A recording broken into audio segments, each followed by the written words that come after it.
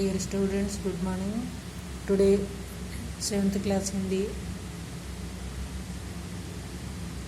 रामू की चाची पैसे उन्होंने देने के लिए दादी माँ ने डांटे थे और बाद में उन्होंने हंसते हुए बोले, दादी माँ ने और फिर पैसे नहीं पूछे, वापस 10 रुपये दिए बोल के उन्होंने रामू की चाची बोले तो, और इनको बहुत आश्चर्य हो गए थे। बड़े लोग ऐसे करते, कभी कभी उन लोग पैसे देते, फिर कभी कभी डांटते बोल के उन्होंने बोले, और इन्होंने सोच में पड़ गए थे क्या है, और हंसी भी आए थे दादी माँ के काम में। और किशन के विवाह के दिनों की बात है। विवाह के बाद 4-5 रोज पहले से ही औरतों रात भर गीत गाते हैं। विवाह की रात को अभिनय भी होती है। यह प्रायः एक ही कथा का हुआ करता है। उसमें विवाह से लेकर पुत्रोत्पत्ति तक के सभी दृश्य दिखाई जाते हैं। सभी पाठ औरतों ही करती हैं। मैं बीमार होने के कारण बारात में ना जा सका। मेरा भाई राघव दलाल में से सो रहा था।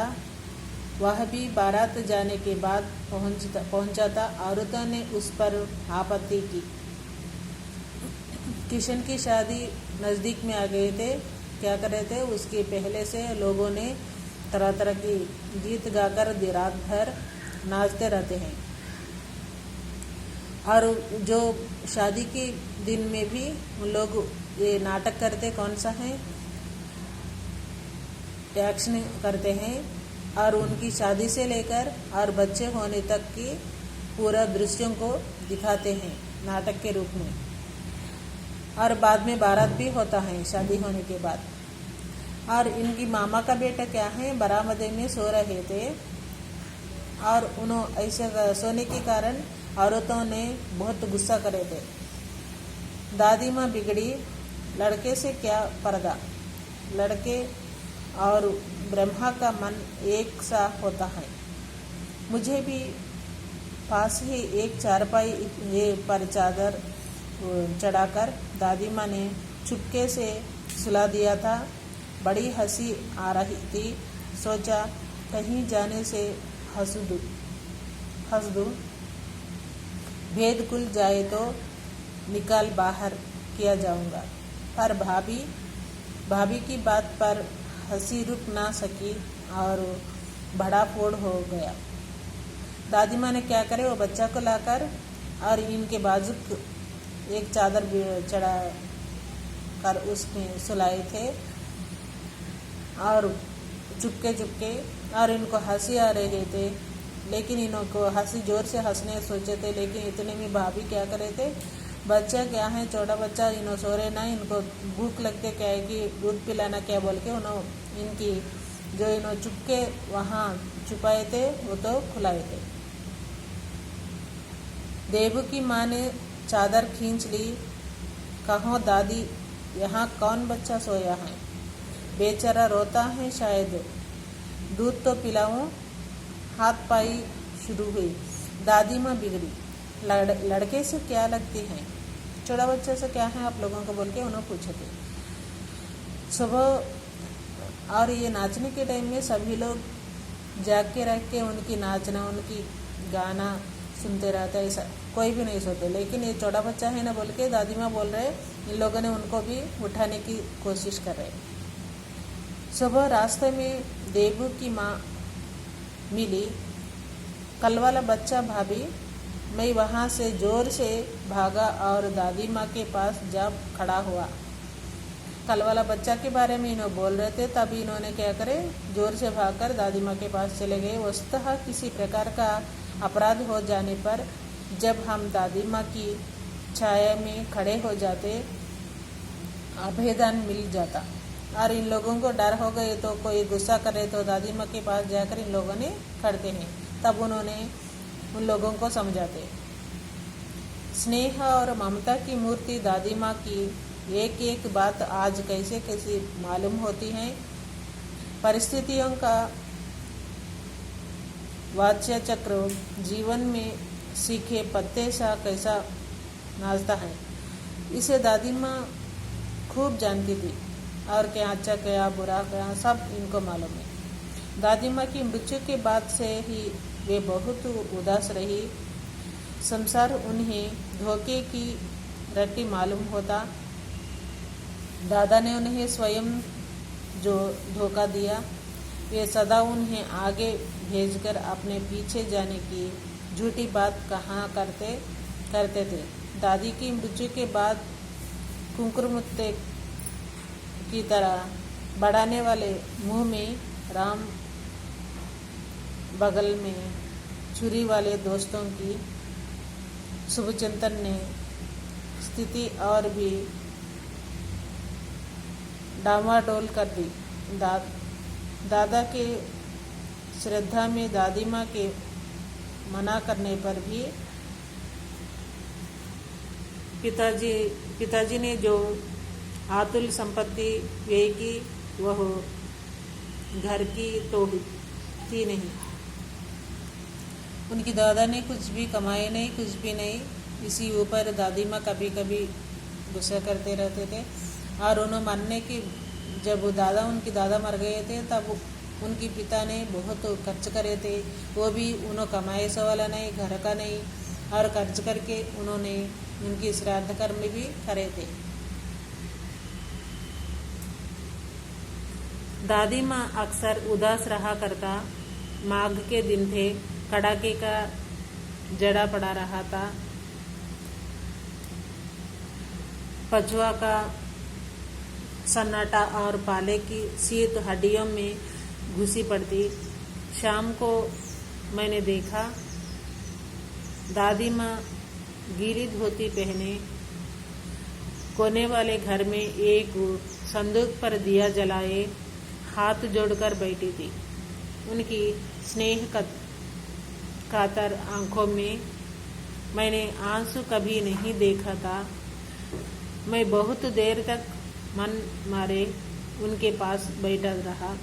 उन्होंने आंखों खोली। दादी माँ, मैं धीरे से कहा। दादी माँ, एक दिन गीली कपड़े पर सर्दी है, एक तरफ माघ का दिन है और कड़ाके की सर्दी पड़ रहे थे। उसी समय में उन्हें कच्चा वाला कपड़ा पहनकर और कोने वाली रूम में एक संदूक के ऊपर दिया जलाकर उन्होंने हाथ जोड़कर बैठ गए थे। और क्या है, इतनी कड़ाके की सर्दी में कच्चा कपड़ा पहनकर ऐसा बैठ गए बोल के उन्होंने डर के स्लो उनके पास जाके बैठ गए। फिर उनकी आंखों में आंसू भी आ रहे थे। दादी माँ उन्होंने बुलाए थे। क्या है रे, तू यहाँ क्यों बैठा है? दादी माँ, एक बात पूछूं, बताओगी ना? मैंने उनकी स्नेहपूर्ण आंखों की ओर देखा। क्या है कुछ? तुम रोती थी? दादी माँ मुस्कुराई। पागल, तूने अभी खाना भी नहीं खाया ना? चल चल। और दादी माँ से इन्होंने पूछे थे, क्या है तुम रो रहे क्या बोल के इन्होंने पूछे तो उन्होंने बात छोड़ के दूसरी बात बोल रहे थे। और तुम अभी तक खाना भी नहीं खाए ना, चलो बोल के उन्होंने बोले। धोती तो बदलो दादी माँ, मैंने कहा। वो कच्चा वाला है ना, धोती को बदलो बोल के उन्होंने बोले थे। मुझे सर्दी गर्मी नहीं लगती बेटा। वे मुझे खींचती रसोई घर में ले गई। सुबह मैंने देखा चारपाई पर बैठे पिताजी और किशन भैया मन माने कुछ सोच रहे हैं। दूसरा चारा ही क्या है, बाबू बोला। रुपया कोई देता नहीं, कितने के तो अभी पिछले भी बाकी हैं। वे रोने रोने से हो गई। रोता क्यों रे? दादी माँ ने उनका माथा सहलाते हुए कहा। मैं तो अभी हूँ। उन्होंने और दो भाई बैठ के सोच रहे थे इनके पापा और किशन। और उन लोगों को क्या करना, इसके पहले पापा की श्राद्ध कर्म के समय में कर्ज करे थे, अभी कहाँ से कैसा आता पैसे बोल के उन लोगों ने सोच रहे थे। इतने में दादी माँ आकर उनकी सिर पे हाथ रखकर उन्होंने बोले थे, मैं है ना, आप लोग क्या सोच रहे बोल के उन्होंने बोले थे। संदूक खोलकर एक चमकती सी चीज निकाली। तेरे दादा ने यह कंगन मुझे इसी दिन के लिए पहनाया था। गला भर आया, मैंने इसे पहना नहीं, इसे सहेज कर रहती आई हूँ। यह उनके वंश की निशानी है। उन्होंने आंसू पोंछकर कहा, पुराने लोग आगा पीछा सब सोच लेते थे बेटा। सचमुच मुझे दादी माँ शापभ्रष्ट देवी सी लगी। उन्होंने संदूक से एक कंगन लेके आए थे सोने का, और आपके पापा ने मुझे पहनाई थी। मैं इसको कभी भी नहीं पहनी, इसमें बचा के रखी थी। और पुराने ज़माने के लोग और आगे आने वाले ज़माने के लिए भी सोचते रहते हैं, इसलिए उन लोगों ने इसको ला के रखे, ऐसा सोचते हैं। मैं इसको बचा के रखे आप लोगों के लिए, इसी टाइम के लिए अभी ये यूज होता बोल के उन्होंने बोली थी। और उनके आंखों में आंसू आ रहे। धुंधली छाया विलीन हो गई। मैंने देखा दिन काफी चढ़ आया है।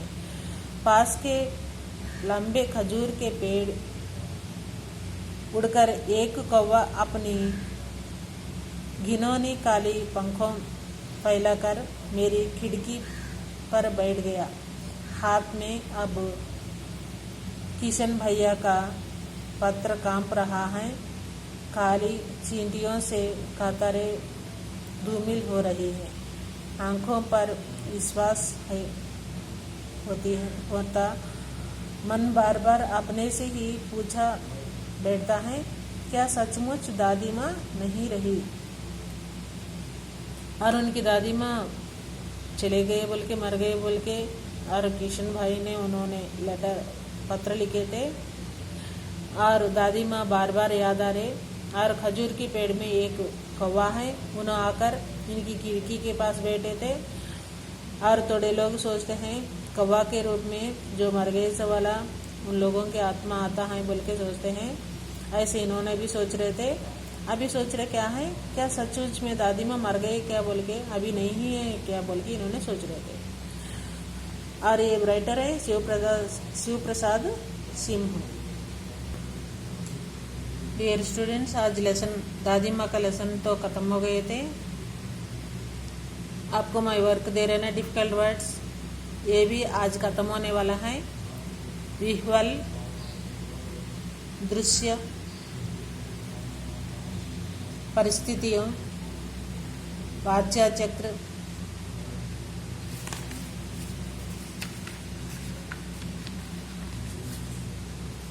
कंगन, 5 डिफिकल्ट वर्ड्स दिए थे। ये 5 3 टाइम्स लिख के आप लोग कल इवनिंग तक अपलोड करना है। और आप लोग होमवर्क गूगल क्लासरूम में करना, तभी मैं अटेंडेंस लेते। लेकिन आप लोग प्रेजेंट बोल के दे रहे थे व्हाट्सएप में, वो नहीं चलता है। जो लोग होमवर्क अपलोड करें उनको ही अटेंडेंस मिलता। Thank you students.